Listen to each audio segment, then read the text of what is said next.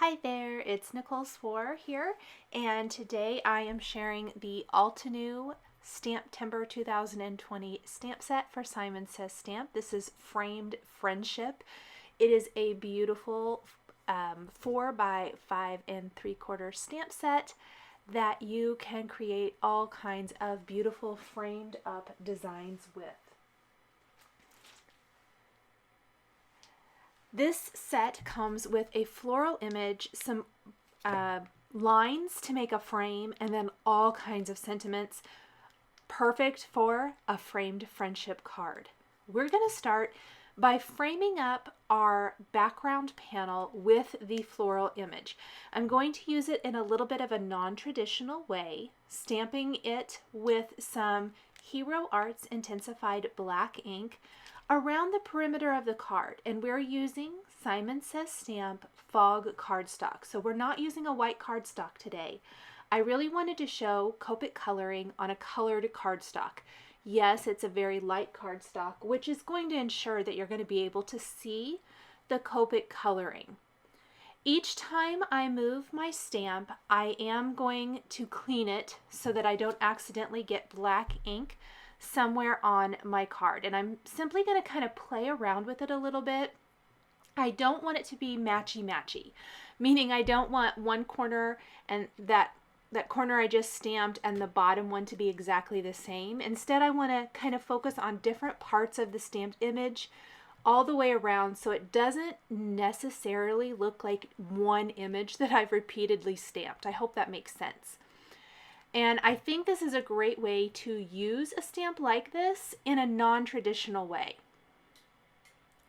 I'm going to continue to do this until I have enough stamped images filling in the area, leaving an open area in the center. I don't necessarily need it to be, super open, but I don't want to have any florals going through the center. If you wanted to, you could definitely fill the whole area in with this stamp set as well and create an entire pattern paper background. I think that would be very fun too. I believe I stamped this stamp probably 6 times. A couple of the times, not very much of the image, maybe even 7 times, not very much of the image is going to be seen. So far I've stamped it 3 times. I did choose to use the Misty because I feel like it really helps in case the image doesn't get stamped super crisp the first time, especially the first time you use a stamp, and this was the first time I have used this stamp set. But I want to make sure my florals have a really good outline. So now I have stamped it 4 times, pardon me, 5 times, because there's a little floral and leaf in that upper left corner. And then we're going to stamp just a little something down here in the bottom left, and then fill in along this right side with a little bit of leaves. We're almost ready to start coloring this in. This is a light gray background, and I tried to pick some colorful kinds of markers to color in my images. You could also do colored pencils or other coloring mediums, whatever you like here. But I really wanted to show how you can color over colored cardstock with Copic markers. We're going to start and do all of one style of leaves with my 3 green markers I'm using for this particular style of leaf. There's another kind of style of leaf, the smaller ones. I'm going to use a different color combination for some nice variety. This is YG21, 13, and 17, kind of a go-to color combination for me. As far as greenery goes, I go to this one a lot. But the blend is beautiful. I really love how the leaves are turning out. I also kind of tried to work today with one color at a time, or color combination. So we're going to work our way around the entire perimeter of the card panel with our green markers before moving on to our other set of green markers. I do want to mention I started with a little bit bigger panel than what we'll end up with. I'm going to do all of the work. I'm going to put the whole thing together, and then when I went to place my background on my top fold card base, I really felt like I needed a white border, I guess. I've got 2 little white sentiment strips in the finished card, plus a white background behind the die cut friend. And with that, I felt like I needed to tie in a white border, a white mat for this panel to help frame it up a little bit more. And so I did opt to trim down all 4 sides, just about 1/8 of an inch, so that I could end with a 4 by 5 1/4 inch panel. And you're going to see me do that on camera here a little bit later.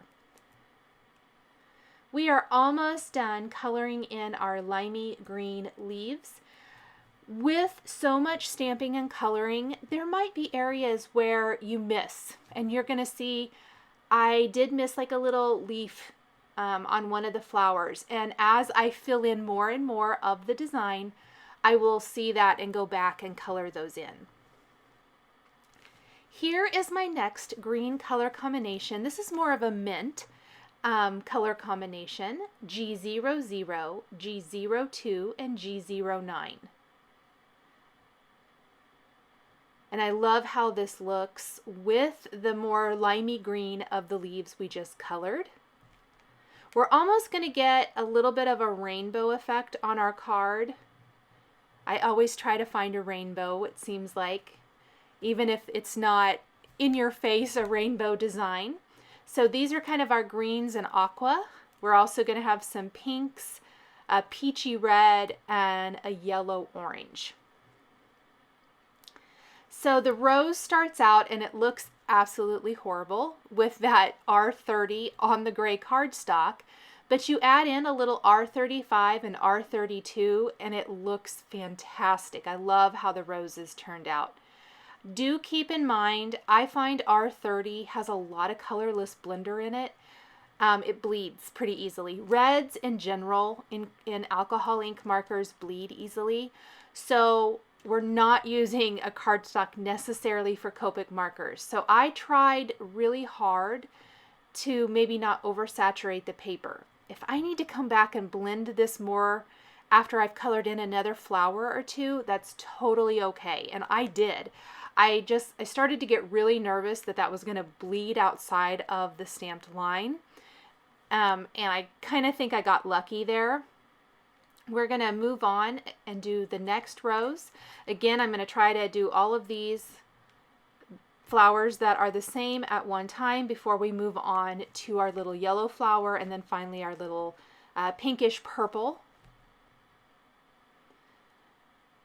I find it interesting with this particular color combination, and it's one I use quite often, that it doesn't look very good until you go over it a couple times.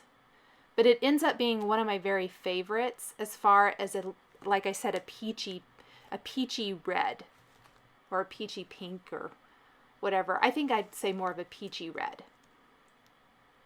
And here is where I went back over that first flower just to do a little extra blending. We'll hit the next flower.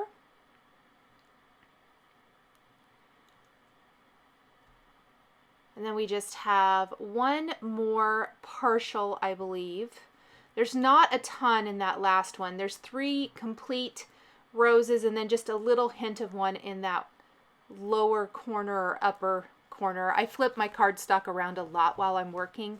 So we're actually working on the top right now, but it's on the bottom as far as my coloring. And then we're just going to hit this. This is one image that I noticed I missed a little bit, and I'll have to go back and finish coloring in the rest of that flower, but again, no big deal. Yellows are next. We're using Y13, 19, and YR04, which is more of an orange. It's what I use for orange a lot. I love this yellow, red, orange. But when you combine it with the yellows, I think it just deepens and darkens it. And I like how that looks a lot. Our flowers are definitely starting to add that beautiful color to the background of our card. And this one has two little hints of a yellow flower. This is the upper left corner, or will be. Then we've got one here. And then just a little touch of one here. What ends up being, some of this, again, it will be trimmed off since we will be scaling this down just a little bit for the finished panel. Next, we're going to have our purplish pink flowers with our red violet colors, and that's going to be red violet 52, 55, and 66.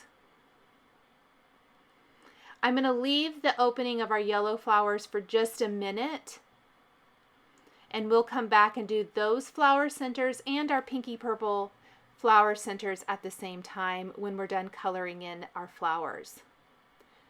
So super bright and colorful with these color combinations here. There's that little leaf I missed. As I get more of it colored in, you can definitely see if you missed something.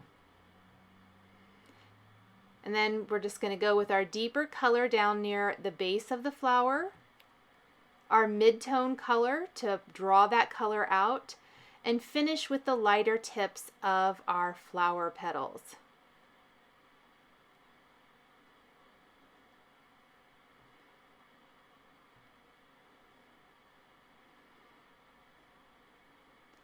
And there were a couple places I felt like I lost some of the detail of the coloring in it, so I'd go over it more than once. We're going to do this for all 4 of these pink flowers. And then we're going to add the centers for the flowers.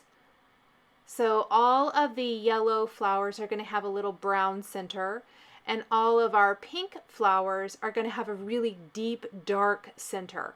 In fact, I believe the color name is PEONY, and it's a really deep red-violet. We're almost done with the coloring portion, and we can start putting it, or doing the finishing details so we can put it all together. Here is that RV69, and I'll blend it out with a little RV66, which is one of the colors we used for the flower. And then our yellow flowers, E55 and E57. We're going to place our panel in a MISTI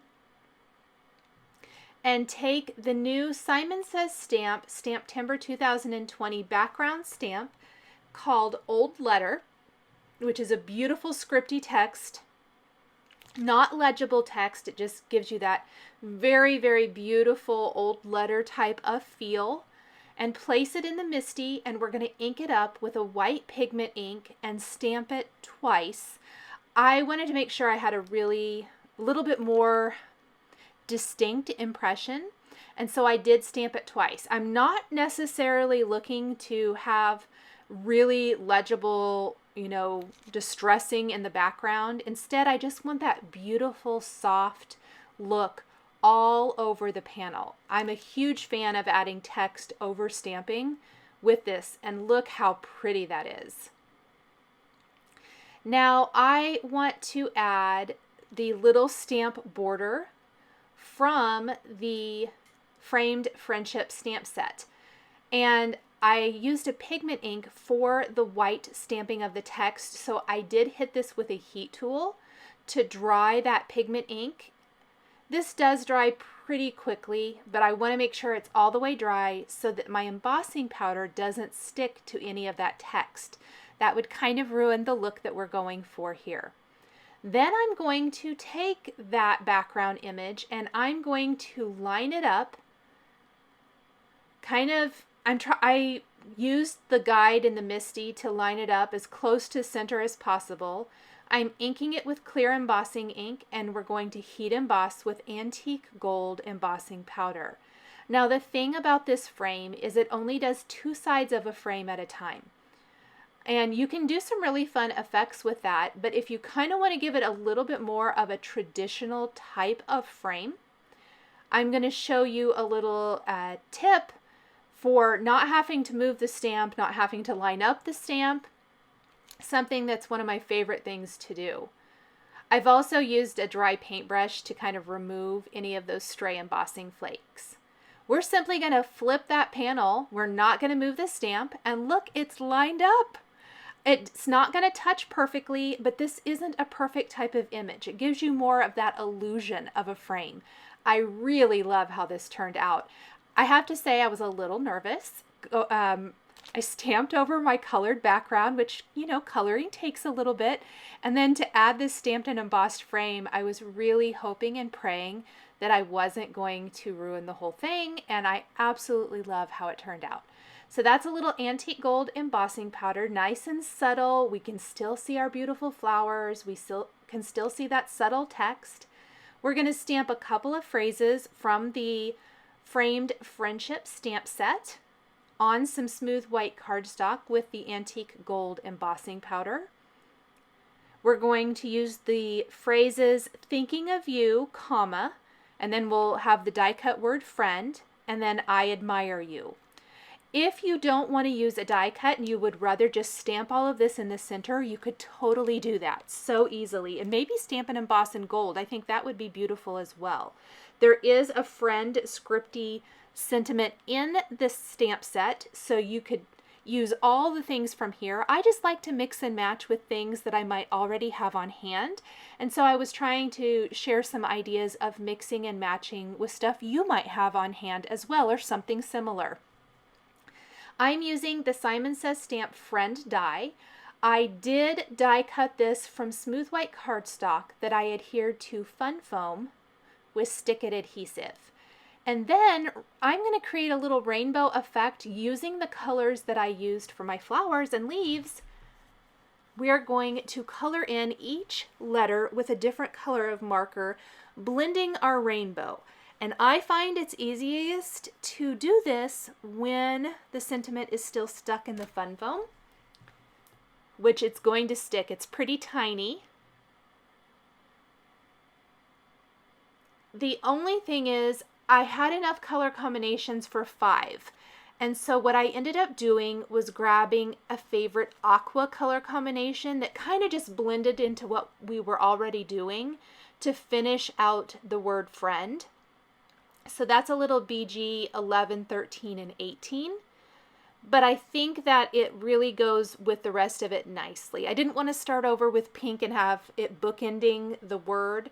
And so I just picked another color combination that was close and went with the colors I was using. We're going to pop this out then and adhere it to the Friend Shadow die cut that has been die cut from smooth white cardstock. It is a little delicate and you may have to fuss with it just a little bit. I'm going to use my tool-in-one to help line it all up perfectly. And then there is stick-it adhesive behind the little dot, but I like to use a little liquid adhesive to make sure it doesn't fall off because it is pretty small.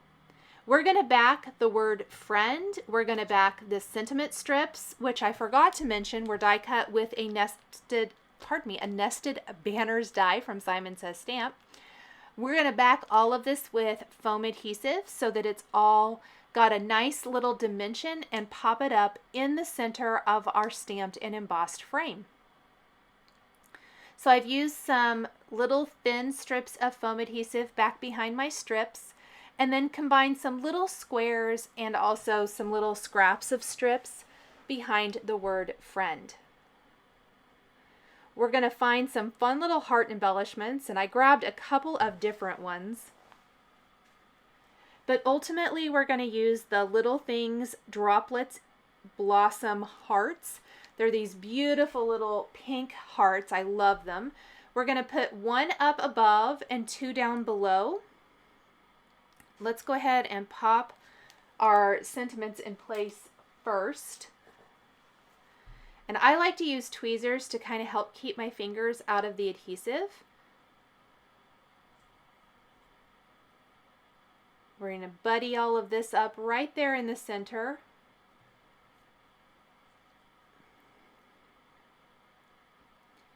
And then use little drops of Ranger Multi-Matte Medium. I'm using an embellishment wand to easily pick these up and pop them in place.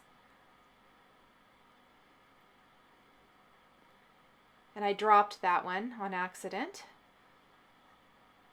We'll fix it real quick.